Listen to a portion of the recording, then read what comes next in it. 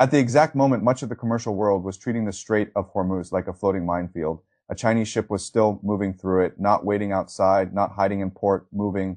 That was the abnormal scene. War risk insurance had already pushed a large share of ordinary commercial traffic away from the corridor. Western shipping was behaving as if the water itself had become political. American aircraft were still flying.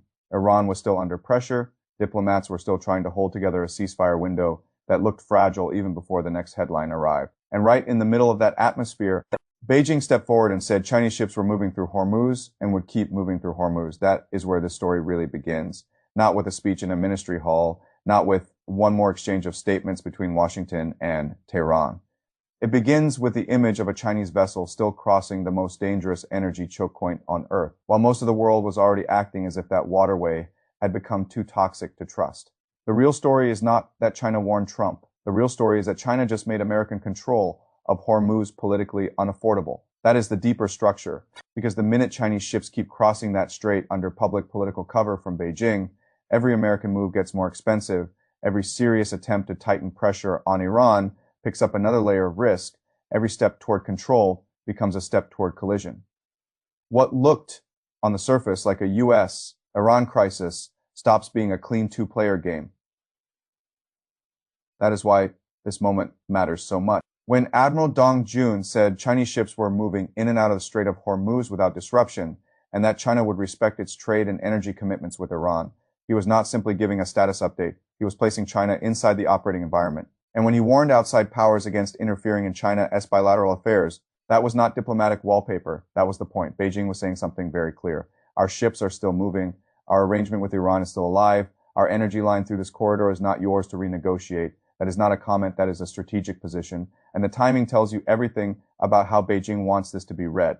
If China said this before the military escalation, it would have sounded preventive. If it had said it after a settlement, it would have sounded ceremonial, saying it during an active crisis while Iran is under direct pressure, while intelligence reports about possible weapons transfers are circulating, and while negotiations are still trying not to collapse, turns the statement into a signal of presence. China was not observing the scene. China was stepping into it. And the reason that matters is simple. Hormuz is not some distant geopolitical chess square for Beijing. It is a working artery. China is the largest crude importer on Earth. It takes in roughly 10 to 12 million barrels a day. A large share comes from the Gulf, Saudi Arabia, Iraq, the UAE, Kuwait, Iran, Qatar, SLNG. Huge volumes of that eastbound energy traffic flow through the same narrow throat of water. You can talk all day about alternative routes, inland pipelines, long-term diversification, reserves, and redundancy. None of that removes the central fact. There is no clean replacement for the volume that moves through Hormuz. If that strait turns hostile, China does not experience an abstract diplomatic inconvenience. China feels it in refining schedules, industrial output, electricity planning, freight costs, supply expectations, and domestic confidence. Beijing knows that, which is why Beijing does not treat Hormuz like a talking point. It treats Hormuz like part of the machinery that keeps the Chinese system running. That is the first hard piece of the story. The second is Iran. Western coverage often describes the China-Iran relationship as if it were a side arrangement, discounted oil, some sanctions, evasion, a long-term cooperation agreement, a convenient political partnership, a few quiet transfers, a few carefully worded votes, something useful. But secondary crisis is where that description breaks. Because under pressure, secondary relationships disappear and structural relationships reveal themselves. Iran cannot freely sell its oil under this kind of military and sanctions pressure. China, meanwhile, does not organize its external policy around accepting Washington as sanctions architecture as the final word. So Beijing became the buyer that matters, not the only buyer on paper, the buyer that keeps oxygen flowing in practice. The numbers vary by estimate, but the pattern is obvious. China has been absorbing large volumes of Iranian crude, often through indirect routes, reflagged channels, ship transfers, obscured origin trails, and every other method that lets commerce survive inside political denial. A barrel leaves one system with one identity and arrives in another with a different one. The paperwork says one thing, the energy system says another. That matters because once Beijing publicly says it will honor its energy commitments with Iran, it is no longer protecting a side deal. It is protecting a load-bearing beam of its own supply structure. That is why the tone was calm. Calm is what serious states sound like when they are talking about necessities. And that calm is exactly what should worry Washington, because the core American problem here is no longer just how to coerce Iran, The problem is how to coerce Iran without crashing directly into Chinese interests that Beijing has now chosen to defend in public. That is the real framework for understanding what comes next. I want to call it the control tax. Every American move in Hormuz now carries a China tax, not a financial tax, a control tax. A political surcharge on every effort to impose order in that waterway.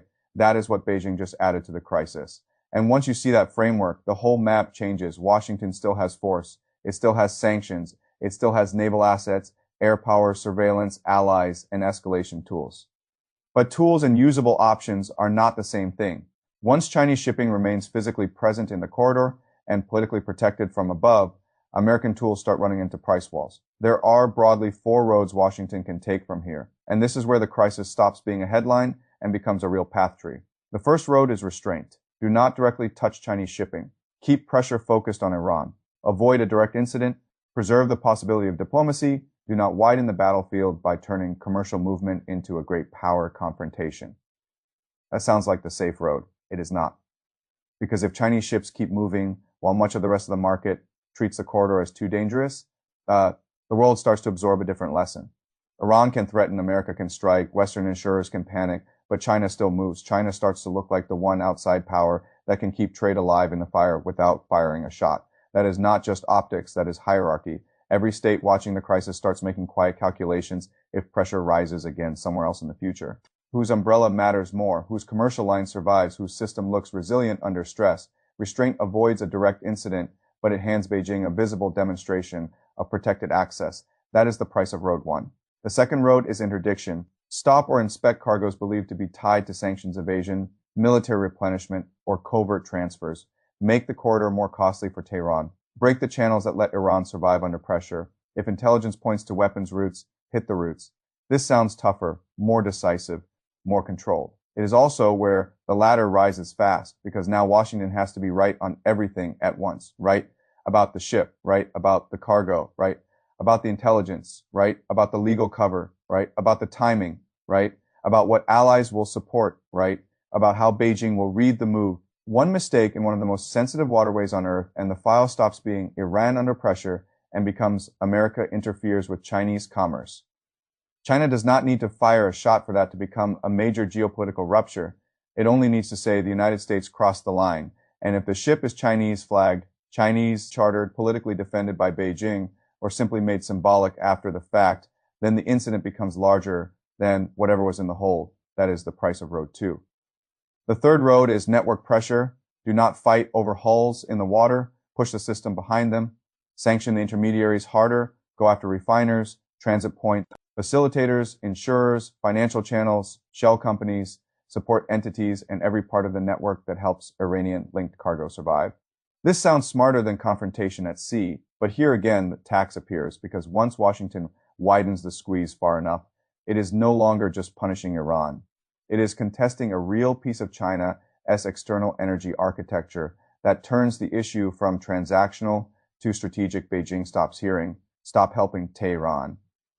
Beijing starts hearing, accept that your energy model can still be rearranged from Washington. That is exactly the strategic dependence China has spent decades trying to reduce. So the more aggressive this pressure becomes, the more likely China is to answer as a great power protecting structure, not as a customer protecting price. That is the price of road 3. The fourth road is escalation, more military enforcement, more aggressive patrol patterns, tighter operating rules, broader interception logic, expanded strike authority, harder efforts to reshape the corridor by force.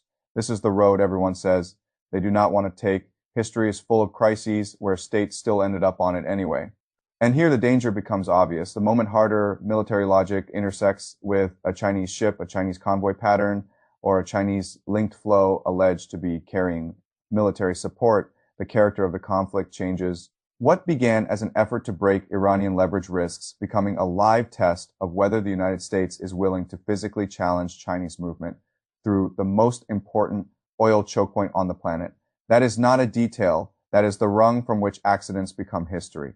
And this is why Beijing's sentence mattered so much. China did not need to escort its ships with a battle fleet to complicate American planning.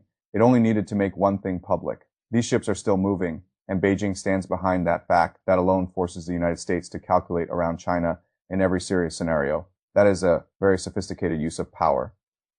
Now add the military layer. CNN reported, citing people familiar with US intelligence, that China may be preparing to send additional air defense systems to Iran, including man-pads, the kind of shoulder-fired missiles that can threaten low-flying aircraft. China denied it. That contradiction is not surprising. What matters is not one headline, it is the pattern around the claim. There's already a known background of Chinese-linked dual-use inputs and Iranian weapons capability. There's already an acknowledged vulnerability in the operating environment, especially when portable systems are involved. There's already an obvious incentive for Tehran to use any diplomatic pause to replenish what it lost. And there is already an American concern that every passing day can make the aerial problem more dangerous. So imagine how this looks from Washington.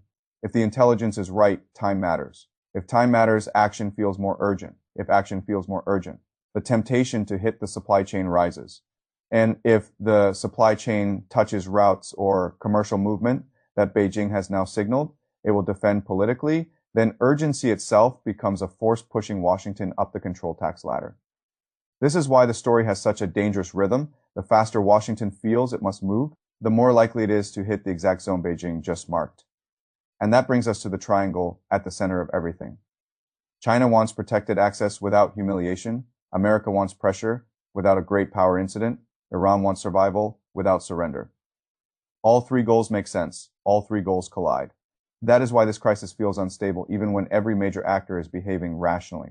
From Tehran's side, the logic is survival, stretch the clock, keep breathing, use every gap between bigger powers, turn every extra day into bargaining strength. From Washington's side, the logic is compression. Do not let pressure leak away. Do not let networks harden. Do not let a pause turn into replenishment. Do not let coercion lose its edge from Beijing's side. The logic is boundary setting, keep the oil line alive, keep the relationship with Iran intact, avoid a direct war with the United States. Show the world that Chinese interests cannot be edited out of the Gulf by American force. Those three logics can coexist for a while. They cannot coexist cheaply. That is why the ceasefire talks matter, and also why they are not enough by themselves. Diplomacy here does not unfold in a quiet room protected from the battlefield. It unfolds under a ceiling of military risk, domestic political pressure, intelligence uncertainty, shipping disruption, and great power signaling. Washington cannot simply ask, what deal is possible with Iran? It also has to ask, what price will China impose on any path we choose to get there? That is the question Beijing just forced into the room. And once that question is in the room, the entire crisis looks different, because the deeper lesson is not merely that China supports Iran, or that China buys Iranian oil, or that China dislikes American pressure campaigns. The deeper lesson is that China has now embedded itself so deeply into the operating logic of Hormuz that American force no longer translates cleanly into American control. That is, the shift force still exists. Risk still exists, pressure still exists, but clean control is gone. This is where great powers often discover the true edge of their reach. Not when they are weak, not when they have no tools, but when a smaller crisis reveals that another power's vital interests are woven so tightly into the environment that every move acquires a second battlefield. That is where Washington is now. The first battlefield is Iran. The second battlefield is China's stake inside the route. And if you do not win both, you do not fully control either. That is why this piece cannot be reduced to China issued a warning.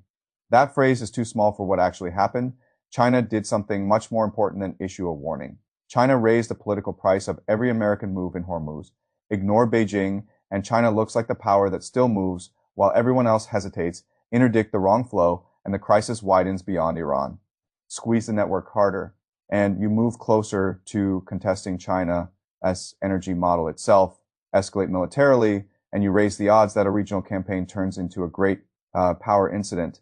That is the path tree. Every road is worse than it looks at the entrance, and that is why the story matters. Not because China spoke loudly, because China spoke at the exact point where America's room for clean action is narrowest. That is what stunned the world, not the volume, the placement.